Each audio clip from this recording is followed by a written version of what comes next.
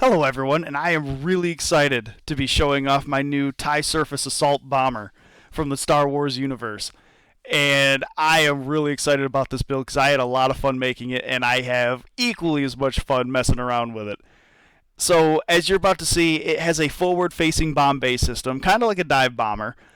But what's really interesting about it is the sight that I currently have set up on it right now. It uses a laser pointer sight, so you can see exactly where the rounds are going to land. This laser pointer sight has a distance calculator built into it. So as you can see right here, I am lining up the tank. I just have to put the laser sight right on the tank, and boom, that's a kill. And it calibrates for projectile drop.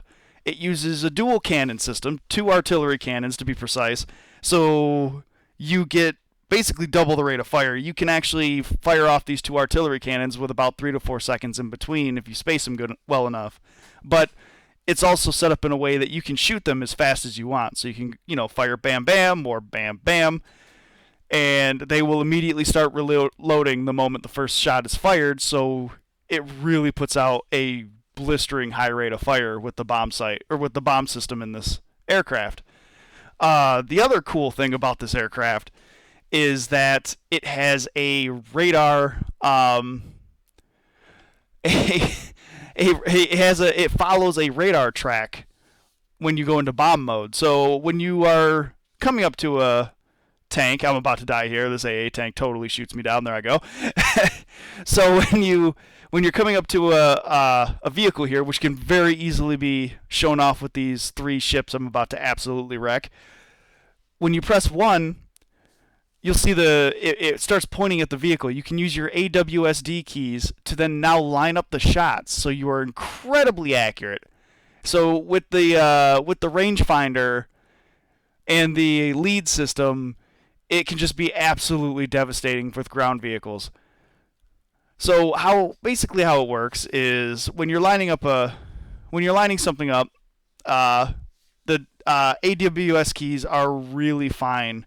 Like you'll see right here, I'm just taking my time, lining up that dot, and then once you line up that dot, it's pretty much a guaranteed hit. Right, here's another ship. You can see I'll show off that double trigger. Boom, boom, and he didn't stand a chance.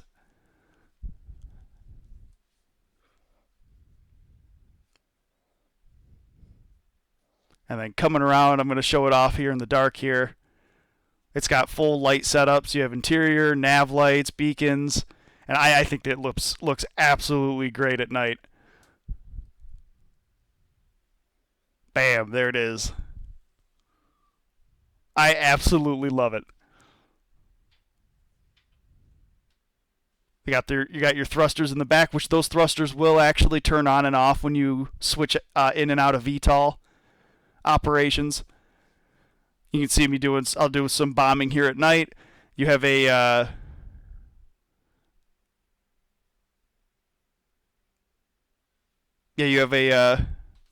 a virtual radar system, so you can see targets on your display.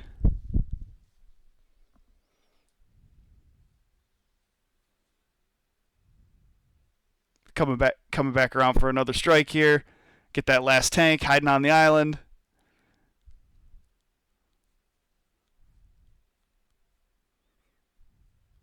And boom goes the dynamite. So it has 2 types of bomb sight modes. You can either use the that sight, which allows you for the distance, and then there's also a fixed sight, which I just switched to there.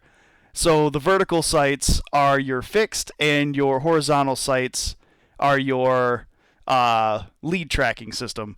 So the fixed sights are great because if you are in a situation where there's a bunch of radar clutter and you can't get your radar tracking systems to line up, then you can just fly basically stick. You can just fly the stick of the aircraft and also equally bomb your targets. As you can see here, I'm about to absolutely smoke this anti-aircraft tank.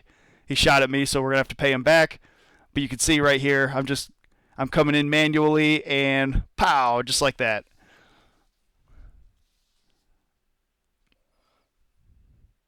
I'll come back around, get this other tank after dodging his shots. Can't let him get away with that. We got to pay him back too. Going up, up, up, up, around, and lining him up.